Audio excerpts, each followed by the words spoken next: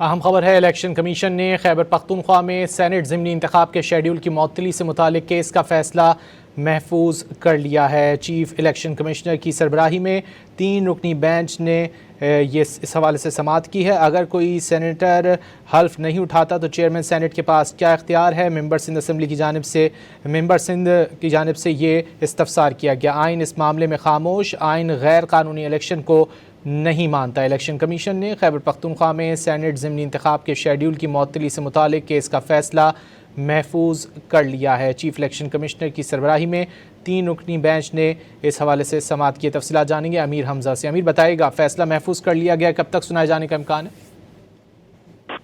جی، خیبر پختونخوا کی set Saint نشست پر ضمنی انتخابات کے شیڈول کی معطلی کیس کے متعلق چیف الیکشن کمیشن سکندر سلطان راجہ کی سربراہی میں 3 رکنی کمیشن نے کیس کی سماعت کی۔ اس سماعت میں درخواست گزار اور رکن خیبر پختونخوا اسمبلی جلال خان کے وکیل یاسین رضا نے موقف اختیار کیا کہ سینٹ کے ضمنی انتخاب سے متعلق قانون واضح ہے، تاہم مراد سعید صرف کامیاب امیدوار ہیں۔ انہوں نے نہ حلف اٹھایا اور نہ ہی حلف کے بعد رجسٹر پر دستخط کیے، اسی لیے وہ سینٹ کے رکن نہیں رہے۔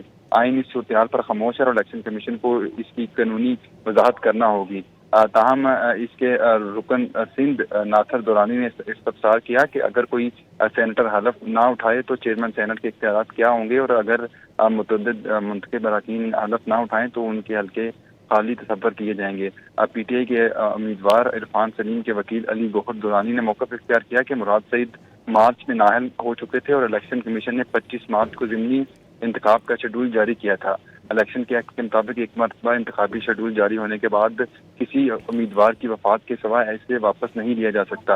الیکشن کمیشن خود 26 مارچ کو مراد سعید کی نشست خالی قرار دے چکا ہے، اس لیے ضمنی انتخاب روکنے کا فیصلہ قانونی طور پر درست نہیں ہے۔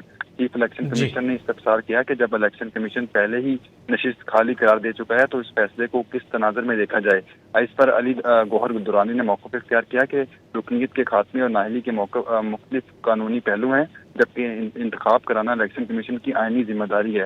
فریقین کے دلائل مکمل ہونے کے بعد الیکشن کمیشن نے کیس کا فیصلہ محفوظ کر لیا۔ بہت شکریہ امیر حمزہ ان تفصیلات کے لیے۔